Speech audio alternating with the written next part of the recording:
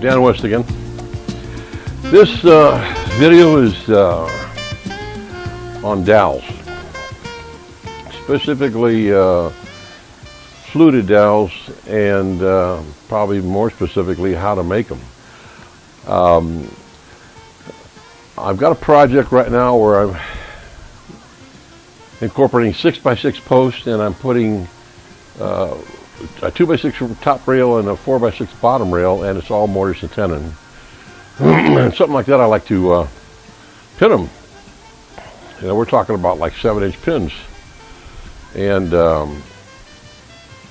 you can't buy pins like that. You know, I'm talking about dowel. I call them pins and dowels. I'm using 1/2 inch, so you end up going to either make your own. That depends if I'm using some exotic wood. Obviously I make my own. I was making a couple here on my little tool here. I usually make mine by hand. I know you can make these little jigs up with a plain iron or a chisel, and you can fasten them in a certain way on a piece of wood on an angle, and you know, and then drive your with a screw gun, drive your squirt off stock through it. Not a bad idea. You know, I have no qualms about that. That's pretty ingenious, especially if you're, you know, out in the boonies and you're a long ways to the store, or you just like to make them. You know, there's nothing wrong with that. I personally don't mind buying the stock. You know, only thing I have against it is smooth. And any good woodworker will tell you that when you're trying to glue two things together, you really don't want them really smooth. You kind of like to scuff it up a little bit because you're creating minute surface area, more surface area, so the wood can absorb and bond instead of something really smooth. Now, I'm not saying you put a you know, dowel in here, cut it, and put it in, and this thing will never glue. I'm not saying that. It'll glue, you know, it'll, but it just is proven, and it just won't absorb as much.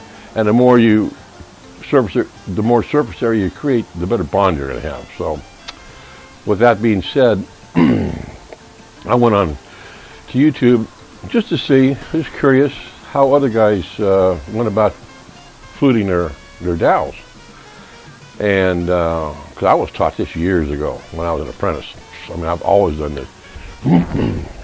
It was never really questioned. I couldn't find anything. I mean, I could find, you know, factory high-powered, you know, production machines that made them, but you'd never find that in a shop. This is for production and for sale, you know. And we're talking, you know, the long lengths. I'm talking, I want like 7 inches, 8 inches, you know. For example, when years ago when I was framing, I used to make a lot of not only carports, but patios, covers, and what I really liked was gazebos. I made a lot of gazebos. I really enjoyed doing gazebos, and all the railing and the balusters, you know, a little bit of stair work and all that, and of course the roofs, octagon roofs and everything. But what really I liked was the bracing. And if I could use, you know, 4x6s as the rafters, now I'm getting into a lot different type, almost like timber framing, because now you're letting in the rafters into a hub at the top and all that, and of course you got your rafters coming down on the plates and everything, and you have my braces, you know, and all my stuff to where wood was like that, I pinned. I always did a lot of because it was kind of traditional, along with timber framing, you know, in a sense. A lot of different designs, you know. You could not always have to use heavy stock. Could use, you know, 2 2x, you know, and instead of a 4x. It just depends how the design was. But I really enjoyed the gazebo work and of course the carports, patios, and that's where you'll get into needing longer doweling material, you know. And of course, again, a lot of guys will just take a dowel, a rig, and maybe hit a little bit with a chisel and then just jam them through. And I mean, that's the way that, you know, you can do it. I didn't do it that way. I always, you know, made mine. You know, I still serrated mine and all that. And there was ways I could do it and still keep the end nice and clean, pristine. Usually, I always left them out. I don't think I ever. Trying to think. I don't think I ever left them flush. I think I always left them out just a little bit in all my work. Anyways, that was framing days, and I really enjoyed it, especially the gazebos. I really enjoyed it. But I'm doing something out at my home. It involves 6x6s with 4x6s and 2x6. I'm making a cafe mezzanine in the back of our back door, where my wife and I go in the morning and sit and have coffee and whatnot, and out in the backyard. We have a patio, a big covered patio and whatnot. So I looked at YouTube and I couldn't find anything. I was surprised. I couldn't find one example. I'm sure it must be out there, just maybe no one's put it up. But I typed it in every different way I could think of, and couldn't find anything except how to make them, how to make a dowel or something. This is what I'm talking about. See that fluted dowel? That's my favorite type of dowel. Now they have other ones that have rings in them. Others are swirled, like they've been screwed in there. But in each case, it's got some kind of a design in it where they let more glue come into the dowel. I like this personally because it has a lot more surface area. Look at all that surface area it creates, and it's still the same size. So, this is what I came up with. You got to pardon me a second here. I already put it together. I'm going to take it apart real quick. I don't mean to bore you with that extra piece of work. I came up with this when I was an apprentice. I made my first one out of 1/4-inch plate stock, cold roll steel, about 3 inches wide, I think, and 6 inches long, probably. And I drilled a series of holes, and I'm sure I had 4 holes in it. I know I had 1/2 inch. I must have like maybe 7/16, 3/8, and 1/4. I can't think of anything else. All I ever use is 1/2 inch, 3/8, or 1/4. I've never used anything else I can think of. And I bought this. I went to the store and I bought this plate stock because what I've been doing was taking a dowel, and I'm going to get my saw over here, and I take my hand saw. This is not a hand saw, this is a flush saw to cut things off. But what I would do, I take my hand saw, because I do a lot of hand saw work, and I would take at the base back here on my hand saw, and I'd put my dowel, a smooth dowel, and I would pull it. I would pull it through, drag it through over and over again. And that would create striations, fluting, the scoring, the dowel, however you want to put it.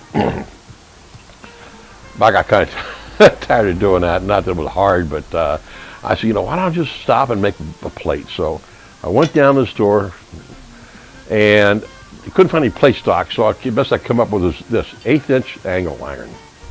All right, soft from steel. I drilled the 3 holes, 1/2 inch, 3/8, and 1/4. And the 2 holes in the ends, on each end, is for mounting it, and chamfered for the screw head. And I had a piece of scrap 4x6 from one of my plates, so I cut that configuration, as you can see, where the plate drop in flush, right? Simple.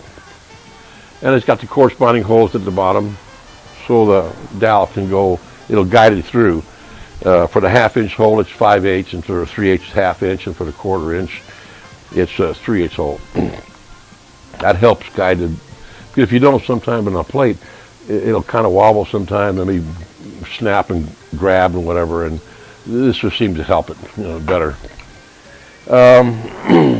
So you get the stock, you drill your holes, and then what you do is you take what I found is better. I think before I've used, I've used a punch, and when you go around the back of the hole, okay, this is the face, and you go to the back of the hole, and around the perimeter of the hole, you would punch it. I find better using this chisel, masonry chisel, and on the edge, you score it all the way around like that. You take that edge and you pound it, and you go all the way around, and you'll end up with these type of serrations. See that on the back side?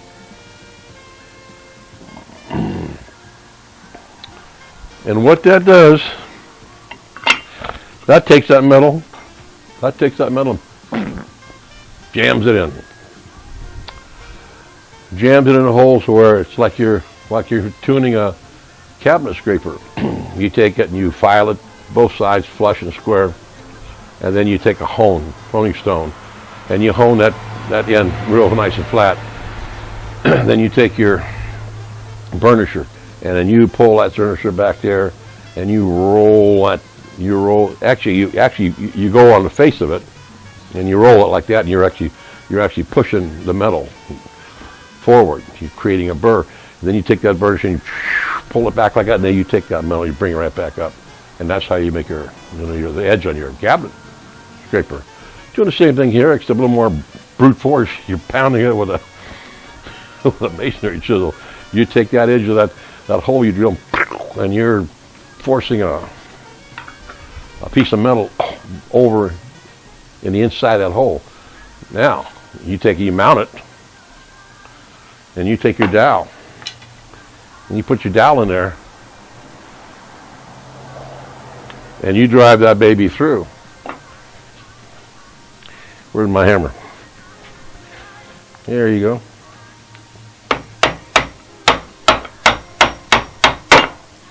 You're going to drive it through there.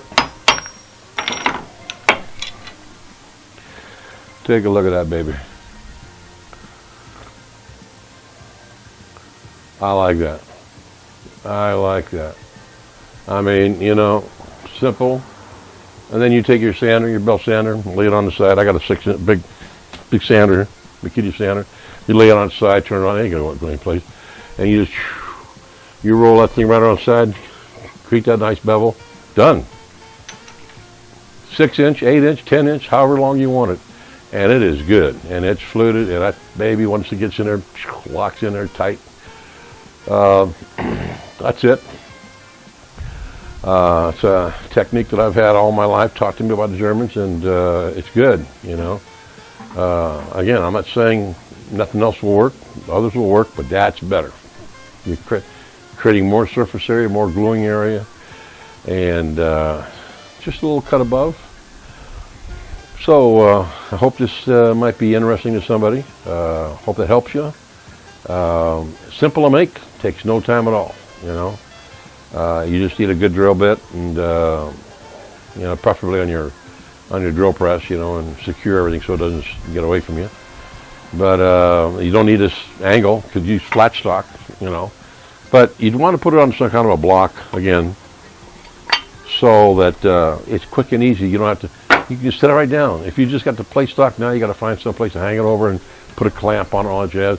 Here, it's got enough throw through it to where you probably don't even need to hang it over the edge. That long a block. I mean, how long do you want them? Now I need some longer ones, so I can hang it over. I got holes in my bench. I can guide them right through my holes in my bench, my dog holes.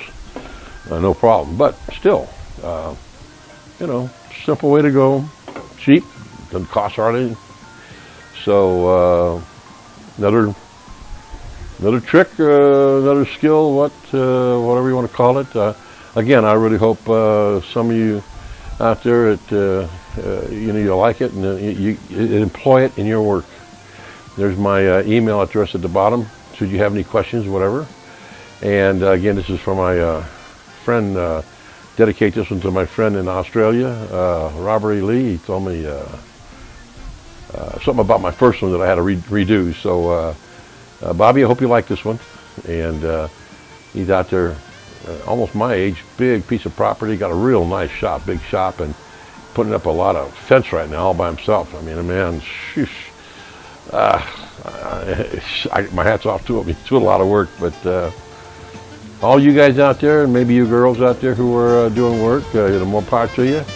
Go out there, have a good day, do some work. As always, be safe and don't use any putty. Bye-bye.